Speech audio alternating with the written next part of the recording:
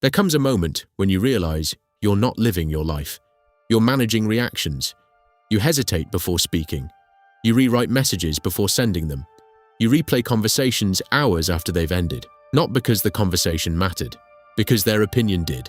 Most people don't notice how much of their life is controlled by this invisible force. They call it being considerate, being social, being professional. But beneath the surface, something else is happening. A quiet dependency, a need to be approved, to be accepted, to be validated. And the strange part is that the more you chase it, the less secure you become. Think about it. The compliment that made you feel confident yesterday means almost nothing today. The approval you worked so hard to earn fades quickly. So you seek more.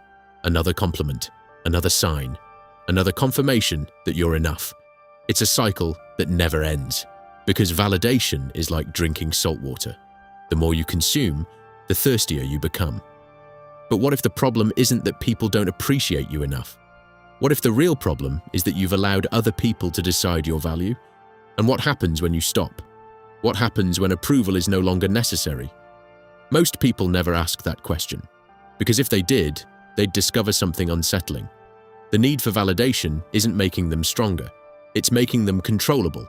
And that is precisely what thinkers like Machiavelli understood about human nature. People often reduce Machiavelli to a single idea: power.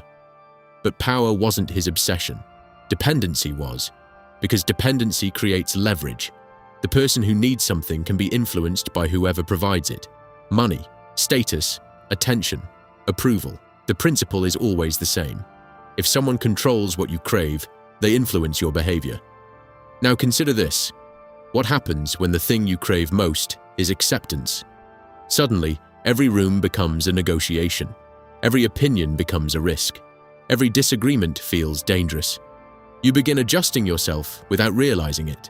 Not because you're weak, because you're human. Humans are wired for belonging. Thousands of years ago, rejection from the tribe could mean death. Today, the threat is different. But your brain still reacts as if social disapproval is a survival issue. That's why criticism can feel so painful. That's why being ignored can feel surprisingly personal. And that's why so many people spend years trapped in a prison whose bars don't even exist. The prison of approval. Imagine a young professional entering a meeting. Before speaking, they're calculating. Will this idea sound intelligent? Will people agree? Will this damage my image?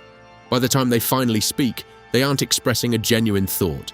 They're presenting a carefully edited version, a version designed to survive judgment.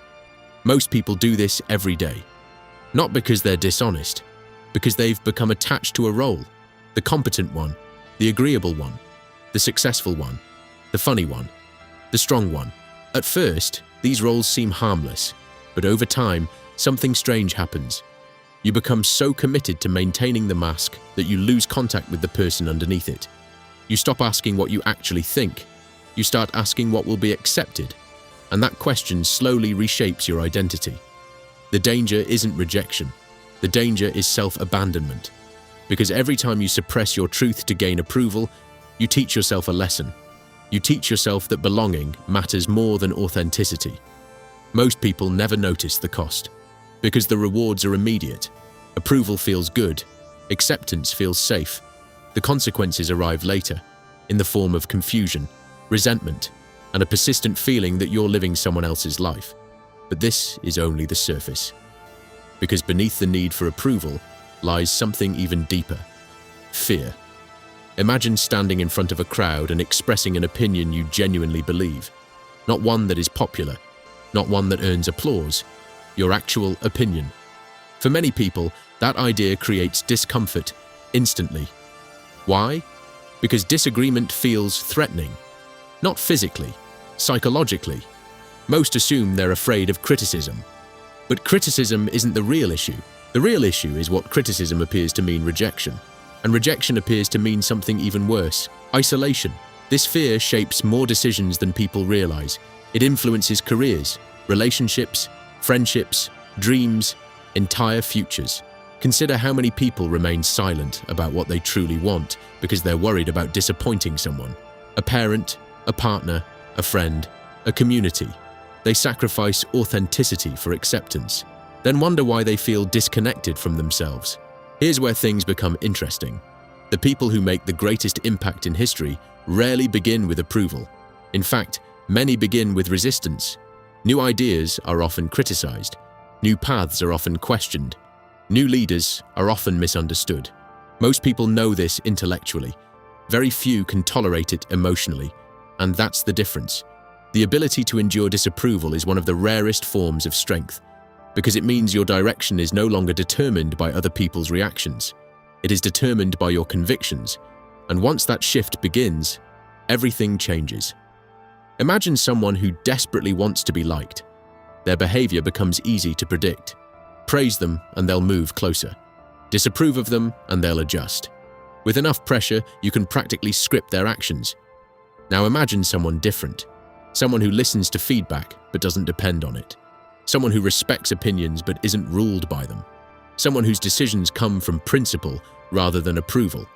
That person becomes difficult to control, not because they're stubborn, because they have an internal compass. This is where genuine confidence is born, not from believing you're always right, but from no longer needing everyone else to confirm that you're right. Most people think confidence comes from success, but often it comes from surviving disapproval, from discovering that criticism didn't destroy you, from realizing that being misunderstood isn't fatal, from learning that your worth remains intact even when approval disappears. And once you learn that lesson, a strange freedom emerges. You stop performing. You stop negotiating your identity. You stop asking for permission to become who you are. But there is one final obstacle, and it's the obstacle that stops most people from fully breaking free. Nobody talks about what happens after you stop chasing approval. They talk about confidence, freedom, power, but they rarely mention the transition, because at first it feels lonely. When you stop agreeing just to keep the peace, some people become uncomfortable. When you stop seeking permission, some people feel challenged. When you stop living according to expectations, some relationships begin to shift. Not because you've changed for the worse, because you've stopped being predictable. For years, people may have known exactly how to influence you. A little praise, a little guilt, a little pressure, and your behavior would adjust accordingly. Now imagine removing those buttons. Imagine becoming the kind of person who makes decisions based on values rather than approval. Suddenly, old dynamics stop working. Some people won't like that, and that's where most individuals retreat. Not because they're wrong, because standing alone feels unfamiliar. Human beings often mistake familiarity for safety, even when that familiarity is limiting them. But if you stay with the discomfort long enough, something remarkable happens. The loneliness begins to transform into clarity. You stop hearing everyone's expectations so loudly, and for the first time, you can hear yourself. What you believe, what you want, what matters. That voice was always there. It was simply buried beneath the noise of approval. And once you reconnect with it, you enter a completely different stage of life. Most people spend years trying to build confidence. Few realize they're looking in the wrong place. They believe confidence comes from achievements, more money, more status, more recognition. But here's the problem. Anything external can disappear. If confidence depends on circumstances, confidence remains fragile. That's why some successful people are deeply insecure, and some ordinary people possess extraordinary certainty. The difference isn't achievement, it's authority, internal authority, the ability to trust your judgment, to act without constant reassurance, to move forward even when nobody is clapping. Think about a ship crossing an ocean. A ship guided by every passing wave will never reach its destination. A ship guided by a compass can survive storms. Most people allow public opinion to become the wave. Internal authority becomes the compass. That doesn't mean ignoring feedback. It means knowing the difference between information and permission. Information helps you improve. Permission determines whether you act. And the moment you stop needing permission, your life begins to accelerate, because hesitation disappears. Overthinking decreases. Decisions become cleaner. You stop asking, "Will everyone approve?"